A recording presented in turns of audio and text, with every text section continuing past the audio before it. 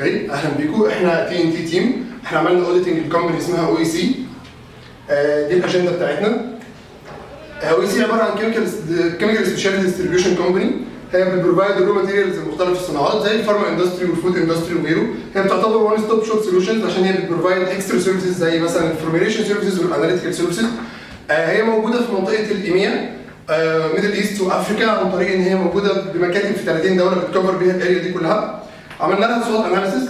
السترينثز اللي موجوده في الكومباني زي افوردبل برايسز، عندهم جود افيلابيلتي للستوك، في سبلايرز كتيره كويسين بيبروفايدوا ليهم ماتيريالز، بسبب ان هم ليهم جود ريبيتيشن في الماركت والنولج اباوت ذا ماركت.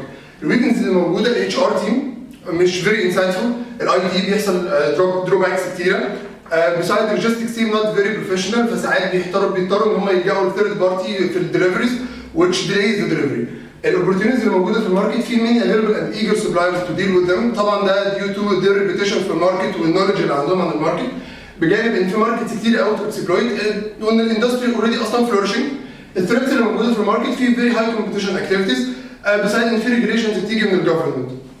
لو اتكلمنا عن الاندستري اوتلوك والماركت اوفر والماركت ستادي، هنلاقي ان الكيميكال سبيشاليتي ديستريبيوشن از فيري بروجريسنج، بتمثل اراوند 3% من التوتال جي دي بي بتاع مصر، وده اراوند 12% من الاندستريال سيكتور فوليوم.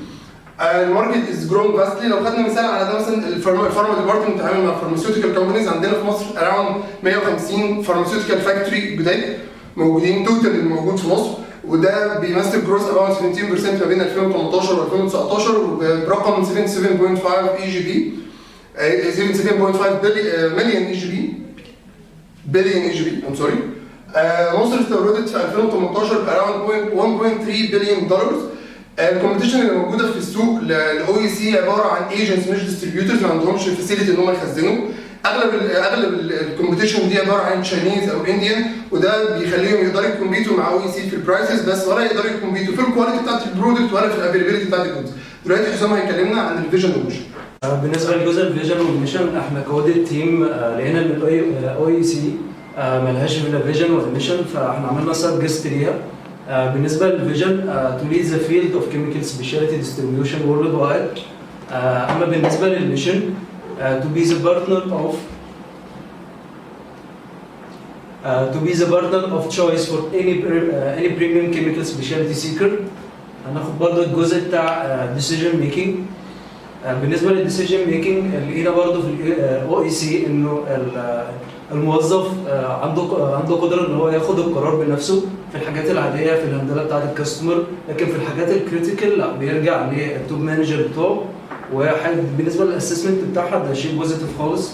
عندهم ديسنتراليزيشن في الديسيجن ميكنج، وفي مساحه برضه ان هم بيقولوا لهم انتوا احنا خدنا القرار ده ليه. Hello, it's Ramez Raafat. We now are going to talk about the planning process of OEC.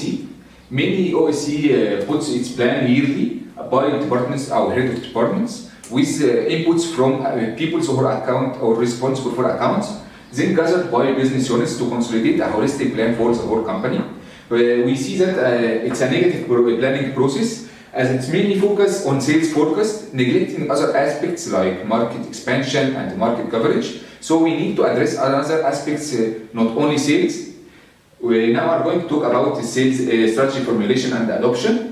Mainly OEC strategy is to lead or to be the leading company في chemical distribution في EMEA regions as a whole by انها بتقدم service للcustomers like unparalleled service.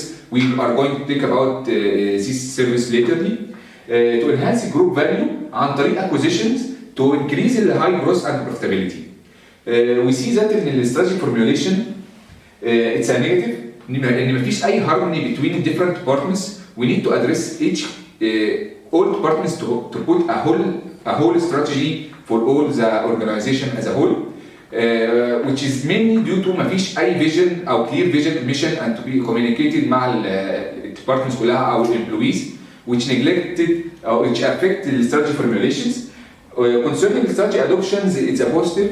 لأن once the strategy اتحطت كل employees apply it to achieve the results here. About the organization structures, it's mainly follow mechanistic structures It combines 3 types of organizational structure geographically, as it's an international company, which is many countries available, Egypt and all countries in EMEA region. Divisional structures لأن فيها departments like food, vet, pharma. Function structures لأن هي فيها departments like IT, marketing and so on. It's adhering to chain of command principles. Only each person is mainly controlled and supervised by only one superior. The span of control around 4 to 6 subordinates. Our assessment organization structure is positive لأن mainly بيبقى فيه adaptation للhigh specialization, clear chain of command, optimal span of control, moving between centralization and decentralizations, which is mainly fitting مع organization strategy, science and technology. We are now let the floor to Michael. هتكلم عن الموتيفيشن في الاو سي ان احنا بنأسس الموتيفيشن بكذا طريقه. اول حاجه الجول سيتنج، لقينا ان الاو سي بيحطوا هارد جولز والاتشيفبل بتاعها صعب شويه، فبالتالي بيبقى في سيلف موتيفيشن للامبلويز، وده احنا شايفينه بوزيتيف. بالنسبه للجوب انلارجمنت، الامبلوي بيعمل ريبيت التاسكس كل شويه، وده شويه احنا شايفينه نيجاتيف. والسجستشن بتاعنا ان احنا انكريز الجوب سكوب ونعمل روتيشن ما بين الديبارتمنتس المختلف عشان الكاستمر الامبلوي ياخد اكسبيرينس عاليه شويه. بالنسبه كمان للموتيفيشن، احنا عندنا الجوب انريتشمنت، الامبلوي بيكرييت البلانز عشان احنا او الشركه دي سنترلايزد شويه، فاحنا شايفين ان هو الامبلوي بيبقى عنده شويه الحته دي احنا شايفين ان هي بوزيتيف كمانجمنت بوينت اوف فيو. وشايفين كمان ان في المانجمنت اوبن بوك مانجمنت مش متطبقه ونوت ابلايد، فالامبلوي مش دايما بيشوف كل حاجه. وكان السجستشن بتاعنا ان الامبلوي او المانجرز نفسهم التوب مانجرز يشرحوا للامبلويز الفاينانشال ستيتس بتاعت الشركه ويدخلوهم ويفهموهم الايشوز اللي موجوده، وده شويه بيخلي الامبلويز يبقى عندهم موتيفيشن اعلى. اتكلم على الليدرشيب، احنا شايفين ان الليدرشيب في الشركه ماشيه بالديمقراطيك ستايل شويه، وده مخلي ده برضو يعني بيالاين مع حته ان في ديسنتراليزيشن للحته المانجمنت واي نفسها او الستايل نفسه. لكن از سجستشن من ناحيتنا شايفين ان لازم يبقى في اوتوكراتيك ستايل في الكريتيكال ديسيجنز، وده يساعد شويه ان الديسيجن تتاخد فاست مانر وتتاخد في اون تايم لما نبقى محتاجين ان الشركه تاخد قرار كويس وبسرعه. ليدرشيب احنا شايفين ان هي نوت اوبتيمم، والكرايتيريا بتاعت الليدرشيب عموما مش موجوده، لان الهايرنج بوليسي مش بتنكلود الكاريزماتيك او الشخصيه الكاريزماتيك اللي المفروض تبقى موجوده في الليدر عموما او شخصيه الليدر عموما. لكن احنا من ناحيتنا بنشوف ان الاتش ار بوليسي لازم تادابت تو هاير ليفل علشان تسيك الكاريزماتيك او تالنتد مانجرز، وده ممكن شويه ينهانس الايمج بتاعت او الليدرشيب. الكنترولينج بروسيس بتبقى فاينانشال، وفاينانشال عن طريق كومباريزون ما بين السيلز والبادجت عموما، ودي احنا شايفين ان هي حتى مع الاوفر اتشيفنج وان البادجت بتتحقق، لكن لقينا ان التيرن اوفر في خلال 5 سنين للامبلويز عالي شويه. والكنترولينج بروسيس احنا شايفين ان السيلز ريبورت نفسه مش هو المهم، واحنا شايفين ان هي الاسسمنت بتاعها نيجاتيف، ولازم يبقى فيه شويه اهتمام بالساتسفاكشن بتاع الامبلوي، وده يعني لازم يتحط له ريتنشن بلان، وده ممكن يساعد شويه في ان يحصل كنترول اكتر على البروسيس. Hi, it's Mohammed Ali, and now let's have a look on the risk management procedures that the OEC are following. When we have a look on the company procedure for risk management, actually we found no measurement for how they observe the risk and the solution they provide.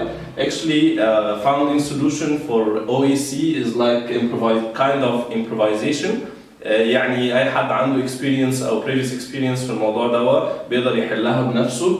Our assessment for this, it's poorly implemented and it's negative.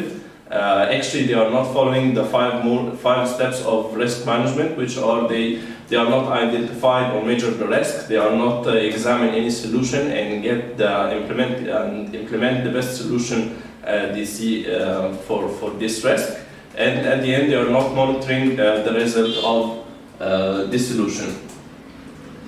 The way of improvement we see for AOCT, actually the conclusion for the company is focusing more on sales and reports in number. Once they are achieving the sales report, the sales forecast is achieving the target they set, they see that this is a success. وده مش كل حاجة، احنا مش بنحاول دلوقتي او recommendation للكمباني ان هم لازم يفكروا اكتر في التارجت بتاع الشركة والاسبكتس الثانية غير الفوركاست السيلز فوركاست. It's not only about achieving the target, but we are recommending the transparency, and they should share with every employee in the company the vision of the company and implement it in a more efficient way, as those people who are achieving the target, who are the asset of the company and they are the core. And آخر حاجة بنقدمها الديبارتمنتال انهانسمنت لازم to be shared مع الناس كلها، لازم يكون في enhancement، لازم يفكروا الناس دي هنطورهم ازاي ويبقى في improvement مطلوب. آخر حاجة نتكلم فيها هي النيو برودكت بتاعنا، دول are 3 pharma laboratories. أول لابوراتوري بنتكلم عنها أول حاجة هي الفورميليشن سنتر. فورميليشن سنتر ده provide the formula إزاي الناس تقدر تعمل الميديسين دواء. تاني حاجة هي stability study center، وده بيميجر الفورمولا اللي عملناها لو اللي اديناها للناس علشان قبل ما تنزل السوق. واخر حاجه بنقدمها هي البايو ايكويفالنت سنتر. البايو ايكويفالنت سنتر ده بيكزامن الفورمولا اللي احنا اديناها comparing with البراند نمبر. Thank you.